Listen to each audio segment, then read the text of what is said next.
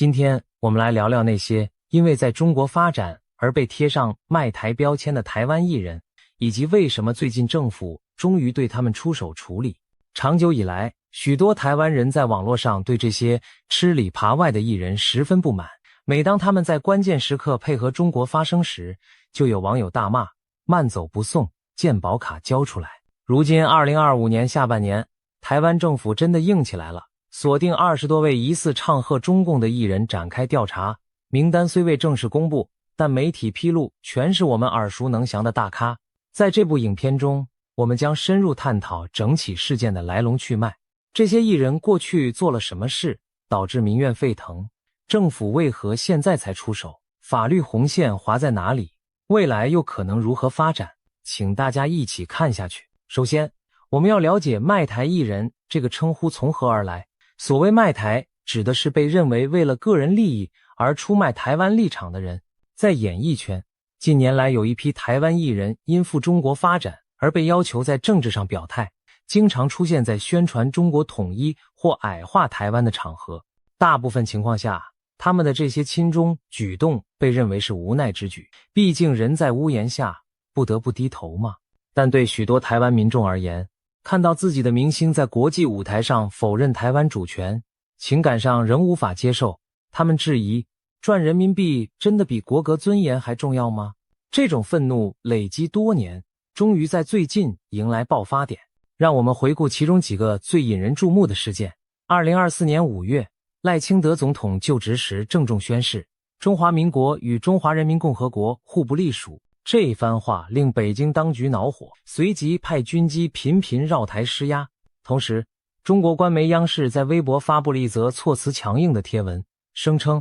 台湾从来不是一个国家，也永远不会成为一个国家，台独是死路一条，祖国统一势不可挡。这本是针对台湾的新一轮认知作战宣传，没想到一时激起千层浪，短短时间内，许多在中国发展的台湾艺人居然纷纷转发了这则贴文。这些转发名单触目惊心，清一色都是知名度极高的大明星，其中有从小就在台湾长大的人气偶像，也有曾在本地家喻户晓的戏剧、歌手红星。例如，年轻一辈中，欧阳娜娜、张韶涵、杨丞琳、王心凌、陈妍希、汪东城等人都被发现分享了央视那篇台湾不是国家的微博内容。资深艺人如主持人侯佩岑、演员张钧甯、赵又廷、陈乔恩、张晨光、陈志朋等也榜上有名，甚至连实力歌手杨宗纬也转发了类似论调。一时间，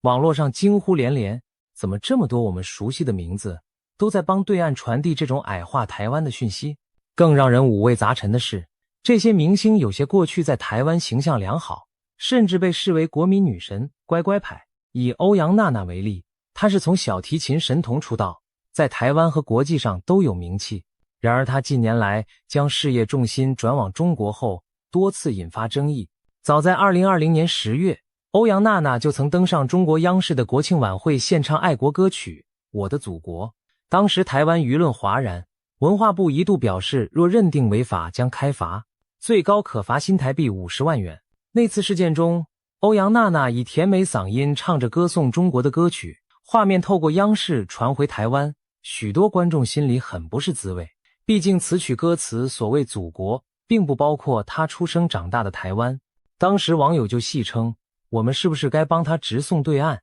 免得她两边好处都要拿。无独有偶，2020年同场被点名的还有歌手张韶涵。张韶涵当年也传出受邀在同一晚会献唱爱国曲目，这在台湾引起极大争议。许多人质疑他们是否违反了《两岸人民关系条例》中关于不得与中国政治宣传合作的规定。然而最终官方并未祭出罚则，可能基于法律认定困难或政治考量，只是透过行政院长与相关部门对外表示，将密切注意，如有违法将处置。那次风波以无人真正受罚收场，但社会舆论的怒火已被点燃，许多民众开始将这些在对岸高调表忠的艺人贴上舔共、奉承中共或卖台的标签。接下来几年，类似的事件陆续上演，让台湾观众感到心寒。2023年是特别关键的一年，先是在3月中国北京召开年度两会、全国人大和政协会议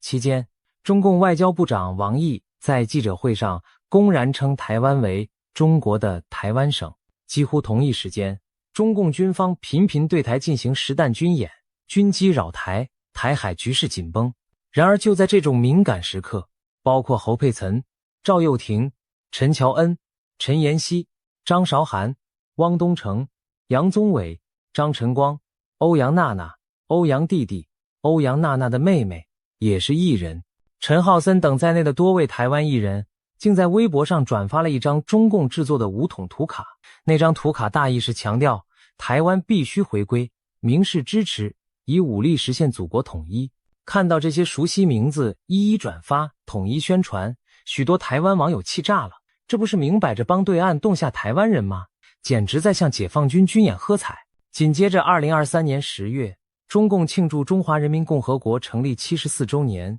又一次在社群媒体上大肆宣传。央视的相关贴文下面再度出现多位台湾艺人的身影。这次最先引发关注的是林志玲这位被誉为台湾第一名模的女神，结婚后淡出荧光幕，没想到她突然活跃于微博，在央视国庆贺帖下留言：山河锦绣，盛世中华，意思是称颂祖国江山壮丽，盛世太平。林志玲过去给人的印象是优雅知性，几乎不碰政治议题，她这番话让台湾民众既震惊又失望。随后欧阳娜娜等人也跟进类似措辞表态。据当时的不完全统计，2023年参与在中国国庆网络表态的台湾艺人多达27人之多。这个数字传出后，台湾社会哗然，难道在中国发展的台湾明星里，有这么高比例的人愿意公开迎合中国官方口径吗？面对上述种种事件，台湾的网络论坛和社群平台掀起了一波波口诛笔伐，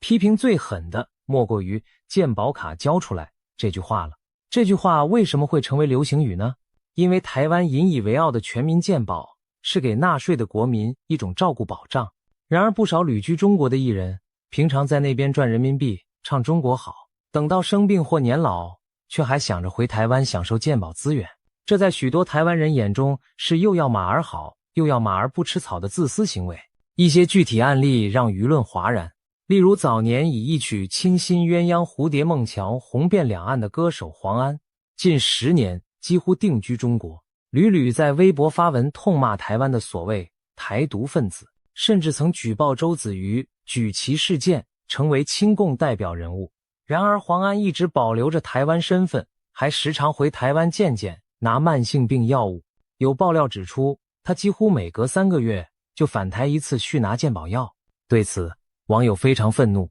直斥他滚回大陆，别用我们的健保，认为他既然口口声声祖国好，就应该全心投入祖国怀抱，不要回来占便宜。黄安对此竟在微博呛声：我有缴保费，我就是不放弃，你能拿我怎么样办？他甚至声称台湾不是国家，所以不存在放弃国籍的问题。这番理直气壮的发言再度引起台湾舆论哗然。知名主持人吴宗宪听闻后也酸说，黄安之所以死赖着台湾健保不放，就是为了自己日后的医疗保障，这点路人皆知。除了黄安之外，还有几位类似的例子，例如昔日资深谐星芳芳，近年在中国活跃，时常发表批评台湾政府、歌颂中国的言论，结果传出他在中国罹患重病后又返回台湾治疗，一边用健保看病，一边继续在网络上说台湾不好。这种行径自然让网友群情激愤，认为他是吃台湾米却砸台湾锅。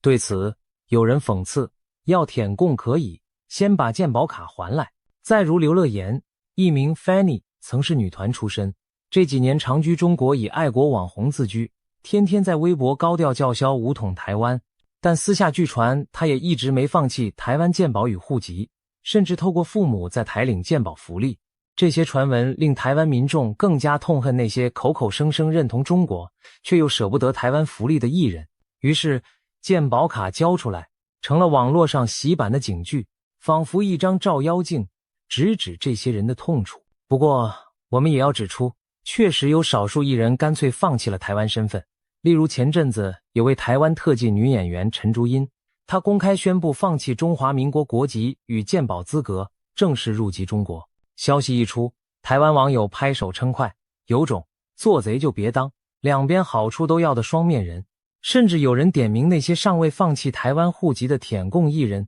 应该比照办理。反倒是部分中国网友觉得有趣，暗酸台湾人老爱用健保卡绑住艺人，现在这下没招了吧？言下之意，他们也看穿了台湾人以健保相要挟的心态。陈竹英事件使得健保留人这件事一度成为两岸讨论的话题。然而，放眼绝大多数在中国发展的台湾艺人，他们仍不愿轻易割舍台湾身份与权益。谁不想多留条退路呢？这正是问题症结所在。随着民间怨气越积越深，台湾政府受到的压力也越来越大。过去几年，执政当局对这类艺人的态度相对保守，主要寄望社会舆论来让他们知耻而后勇。比如蔡英文政府时期，对于欧阳娜娜登央视唱红歌、明星微博转发统战文宣等事，官方多半是透过陆委会或文化部表示将调查依法查处的立场，但很少真正祭出罚单。或许是因为法律规范上仍有灰色地带，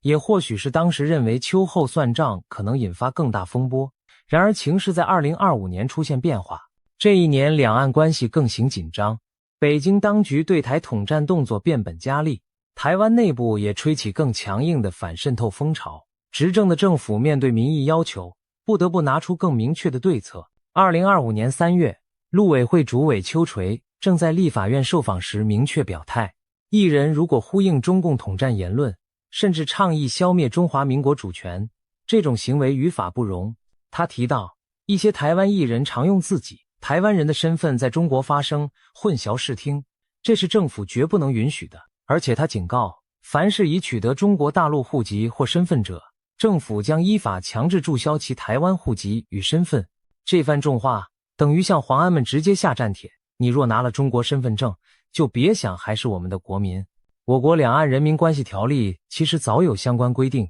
禁止台湾人民担任中共党政军职务或领取中国官方证件，如有违规，可处以取消户籍。同时，条例中的第33条之1条文也规范，台湾人民不得与中国共产党、政府、军方、政治团体进行合作，从事危害国家安全或利益的宣传活动，违者可处10万以上50万以下罚款，情节重大者并可连续处罚直到改善为止。过去这条法律几乎没有真正动用到演艺人员身上，但现在陆委会明确表示要拿来执行，显示政府决心之大。紧接着，在2025年5月，立法院外交及国防委员会召开了一场专题报告会议，重点讨论中国对台复合式威胁与渗透问题。会中多位朝野立委都关切那些配合中共宣传的台湾艺人。民进党立委林楚茵质询时提到，近年来部分艺人在中国军演等关键时刻转发中共贴文，唱和敌方论调，政府到底查处进度如何？国民党立委徐巧芯也加入提问，希望掌握现况。陆委会副主委沈友忠在会上首度公开透露一项重磅消息，初步已锁定20几位涉嫌唱和中共的台湾艺人，并表示陆委会正协同主管机关文化部进行调查，将依客观事证裁量处理。他强调，以往政府多寄望社会舆论去促使艺人自我节制，但现在中共统战手法更加猖獗，政府不得不采取更主动的作为。那么哪些行为将被视为违规而面临处罚呢？沈友忠在立院答询时划出2条红线。第一，言论中若明确表达要消灭台湾的国家主权，支持武力犯台等，就是踩线。第二，若意图破坏自由民主的宪政秩序，也是不容许的。他进一步说明，有些艺人在微博上发的内容也许只是让人不舒服，但未达违法。例如单纯说一句祝祖国生日快乐，这听来令人反感，却还不至于触法。然而转发台湾自古属于中国这类贴文，公开附和武统言论，甚至亲身参与中共政治宣传活动，这就大大逾越红线了。简言之，政府并非不准艺人表达对中国的好感，而是不能在言行上帮敌对势力消解台湾的主权地位，或替武力统一张目。这是言论自由在国家生存议题上的界限问题。在会中，立委还追问能否公开那20几人的名单，毕竟大家都想知道究竟哪些艺人被官方点名认定行为不当？对此，沈有忠回答，因为目前仍在搜证调查阶段，不便公开。如果立委有需要，他愿意私下提供名单参阅，等文化部配合调查完毕，客观事证确凿后，再考虑向社会说明公开。换言之，政府手上确实掌握了一份黑名单，但暂时保密，这让外界猜测纷纷。大家心里其实大概有底，过去几年出现在统战宣传上的那些大咖们，十之八九都名列其中。随着陆委会放话见报，社会舆论一片叫好声，不少网友直呼，等这一天等太久了，觉得政府终于硬起来，不再纵容这些吃台湾够够却唱衰台湾的艺人。有网友在 PTT 发文，帮忙算一算，那20几个应该包含某某某某某某吧，早就该制止他们了。还有人酸，以前我们政府什么都不敢动，现在时代真的变了。从这些反应可以看出，多数民众对于政府重手处理是支持甚至兴奋的，他们认为这是捍卫国家尊严的必要行为。当然，也有少数人提出疑虑，譬如这会不会侵害言论自由，或者会不会让在中国辛苦拼搏的台湾人雪上加霜。对此，执政当局的回答是明确的，言论自由固然珍贵，但呼应敌方进行统战已非单纯个人言论，而涉及国安层次，在自由民主社会也有底线。事实上，赖清德总统本人对这议题的态度也颇值得玩味。作为总统，他一方面肯定相关单位依法办事，另一方面也展现出某种程度的同理心。早在2024年底，针对艺人在中国被迫表态的情况，赖清德曾说过，希望国人能体谅那些人在他人屋檐下承受的压力。他提到，有些台湾艺人迫于中国方面要求，不得不说违心的台词，这让他感到遗憾。他呼吁民众，一方面要珍惜台湾这片生养他们的土地，另一方面也别忘了那些远在异乡求生存的台湾人所处的不自由环境。这段话被不少人解读为对卖台艺人的怀柔，甚至引来部分批评者不满，认为总统太软弱。但也有学者称赞这是句高度的温暖回应，显示领袖的胸襟。然而，随着中共对台施压愈烈，国内民意风向转趋强硬，赖总统在2025年的讲话中语气也明显转变。他强调，那些曾经在台湾土地上受教育成名的艺人，应该心怀感恩与珍惜，不要践踏台湾的尊严。言下之意，政府有恩威并施的策略，苦口婆心劝你，但若再执迷不悟，就别怪我们依法严惩。那具体的查处行动是怎么展开的呢？原来，在5月立院说明之后，陆委会随即把手中的艺人名单交给文化部，请文化部约谈这些人在中国发展的艺人。文化部在2025年8月底对外宣布，他们已经按照名单逐一通知并了解情况。简而言之，就是由文化部出面联系这些艺人或其代理人，请他们说明转发社统战内容的来龙去脉。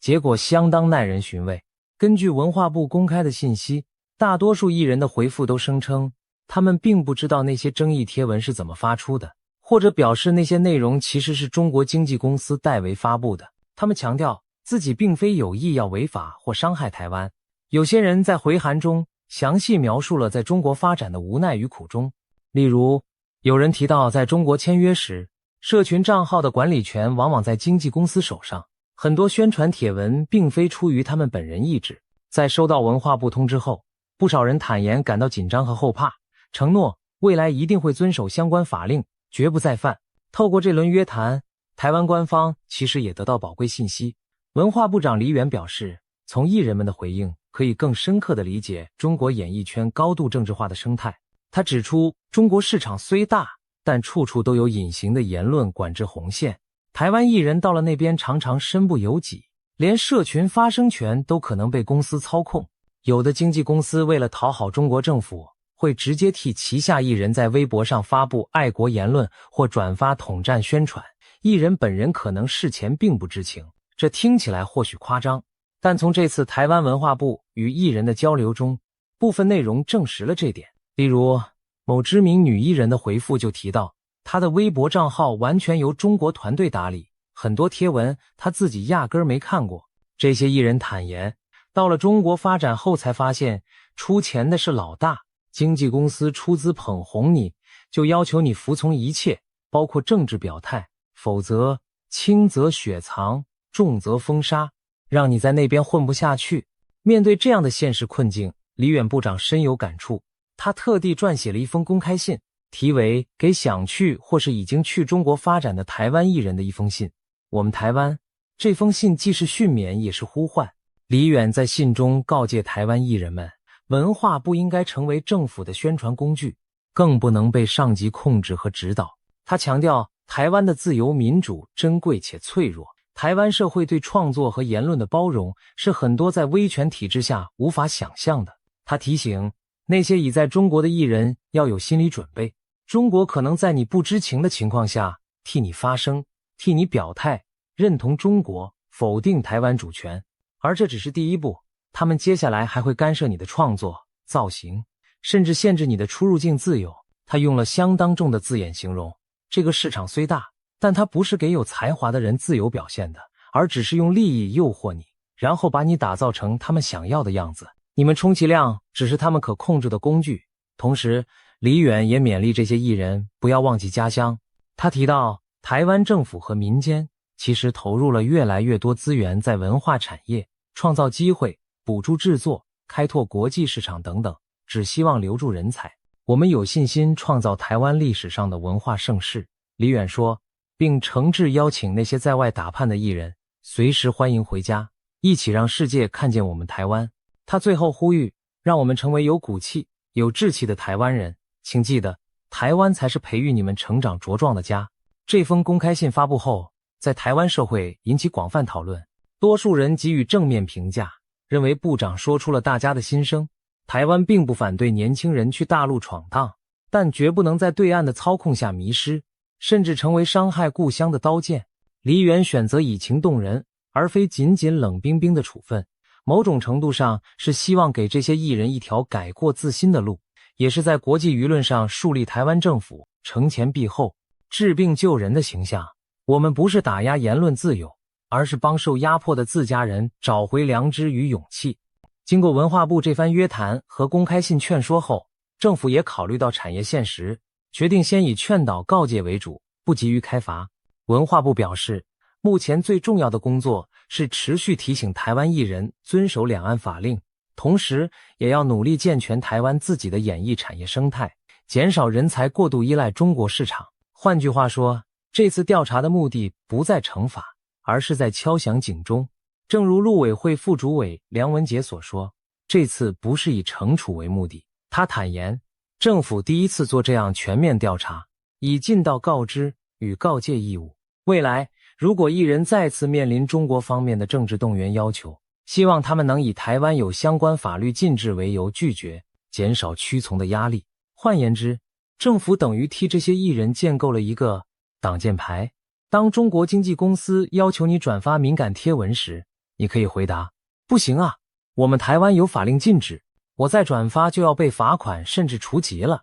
如此一来，艺人或许多了一层拒绝的底气。当然，这种惩处标准的制定与执行也引来一些不同的声音。例如，有人担心中国方面可能报复或拿此做文章。果不其然，中共的国台办很快就跳出来谴责，声称民进党当局是在政治追杀，在钳制两岸演艺交流，甚至扣帽子说这是绿色恐怖。对此，陆委会也毫不客气地反击，指出中共最没有资格谈言论自由，他们自己才是严密审查艺人言行、搞黑名单封杀的人。例如，台湾有艺人曾在国际场合拿了一面我国国旗，就被中国全面封杀，这里暗指周子瑜事件。还有歌手因拒绝在合约签一中承诺书而被取消演出机会。比起来，台湾对艺人的限制可谓微乎其微，仅在保护国家主权的底线上有所作为。陆委会强调，这是主权国家捍卫自身安全和尊严的正当举措，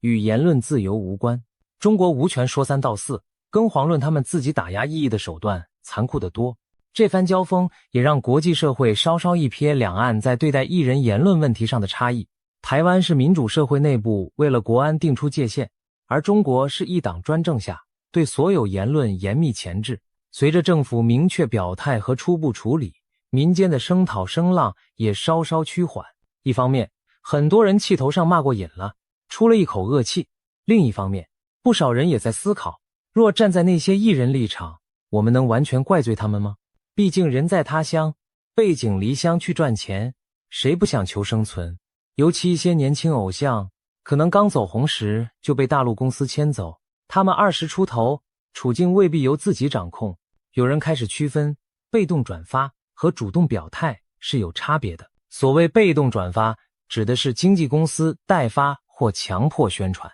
艺人本意未必如此，而主动表态则像黄安、芳芳这种，本人在公开场合积极发言，抹黑台湾，高调拥护统一，那明显是其价值观使然。对于后者，多数台湾人已无任何同情，觉得他们爱去哪儿就去哪儿，最好别回来。但对于前者，一些人认为还是给予机会比较好，这也契合政府目前软中带硬的方针。第一次就算了，以教育辅导为主，下不为例，但第二次再犯，那么就毫不手软。接下来大家最关心的就是这20多位大咖艺人是否就此收敛，未来如果又碰上政治敏感时刻，他们会如何选择？其实在这次约谈风波后，已有传闻说某些艺人私下对中国经纪公司提出要求，今后尽量避免让自己卷入统战宣传。例如，有人要求微博账号的发布内容要先知会本人，有政治敏感度的内容不要随便发。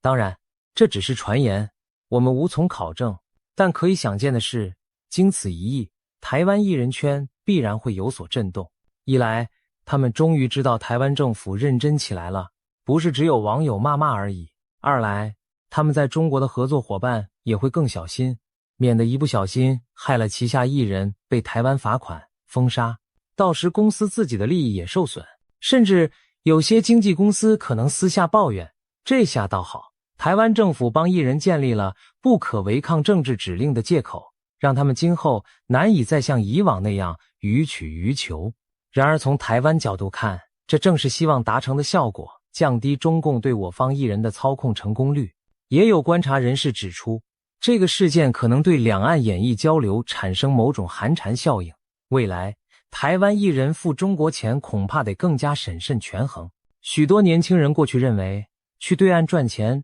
只要不主动谈政治，保持低调，就能相安无事。现在发现，就算你不惹事，事情也会来惹你。你可能哪天睡醒，发现自己的微博转发了某官方宣传，而一旦做了，在台湾这边形象一落千丈不说，现在还多了被罚款、除籍的风险。相对的，在台湾本土和海外市场发展，似乎成了一个更值得考虑的选项。李远在公开信中已经把话挑明，政府会投入资源培养你们，不一定非得看中国脸色。我们或许有理由期待，经过这些风波，能有部分艺人选择回流，把才华留在家乡或拓展其他国际市场。当然，也有人认为大陆市场之大，诱惑仍在，多数艺人还是不会放弃那边的高报酬与高关注度，毕竟现实如此。但至少现在游戏规则改变，他们得在名与利之外考虑一件以前不用愁的事，会不会触犯台湾法律。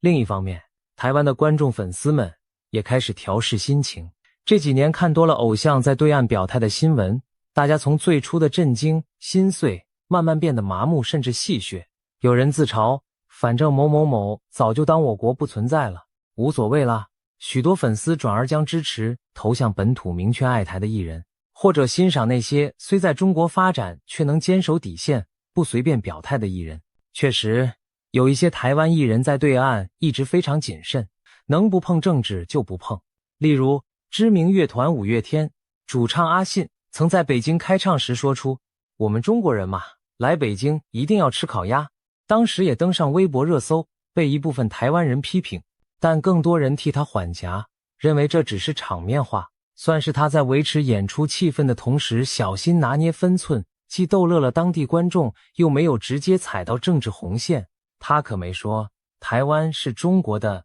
相较之下，另一位天后蔡依林在南昌开唱时也说了，我们中国南昌最热情了，被记上一笔。不过这类在演唱会上喊的口号，虽然让部分台湾听众心里不舒服，但仍属灰色地带，究竟算不算违规？目前看来，政府将主要火力放在更明显的宣传合作行为上，对于这种演出场合的社交话术暂没有追究。这其实也是一种平衡。如果连艺人在台上说一句中国 XXX 都要处罚，那确实会引发广泛争议，让支持者也难以自圆其说。因此可以预期，未来政府执法时会抓大放小，针对转发贴文、参与宣传这些有迹可循的行为，而对某些外交辞令则睁一只眼闭一只眼。总的来说，2025年这场卖台艺人风波标志着台湾在面对统战渗透上的态度转变。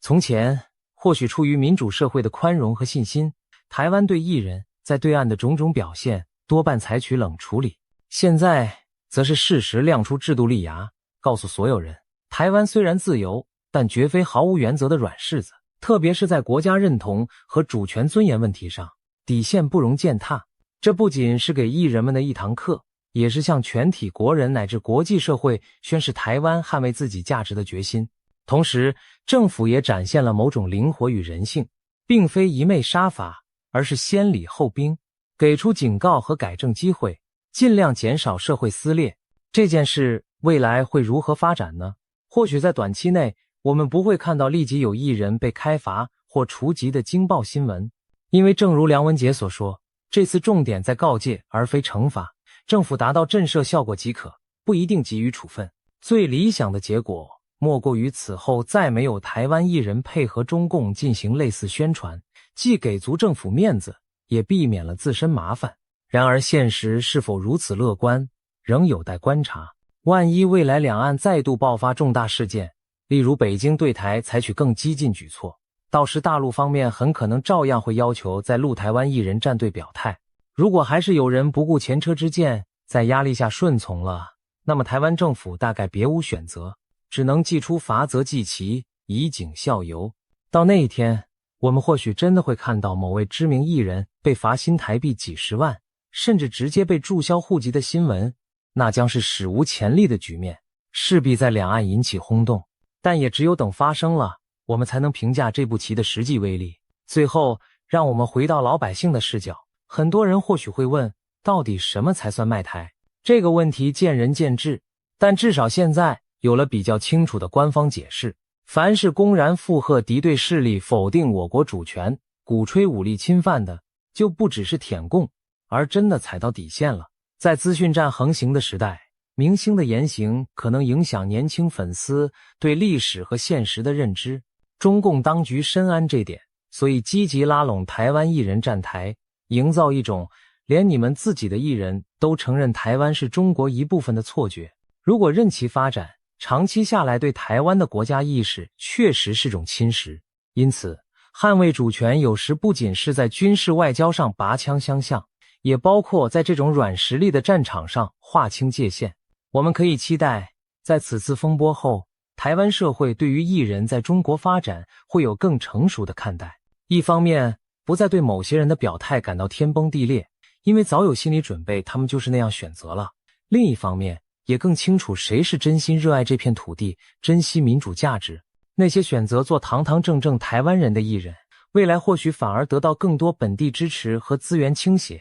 而那些执意慢走不送的人，就让他们走吧，但要走就走干净。慢走不送，健保卡交出来。这句话虽尖锐，但道出了台湾人民最朴素的期待，希望每一位享受台湾自由与福利的人心中都有条道德底线，知道什么话不能说，什么事不能做，一旦踩过去，就别怪大家翻脸无情。毕竟，国家尊严大于个人明星光环。或许多年后回头看，我们会把2025年视为一个转捩点，台湾人在内部团结意识上更进一步，对自己人也勇于要求基本的忠诚度。而那些曾经摇摆不定的明星们，则有人觉醒，有人离去，各走各的路。结语：演艺人员也是公民，也逃不出这块土地命运的牵引。在大是大非之前，每个人都会被历史推着表态。希望我们今天的讨论能让大家更理解这背后的复杂纠葛，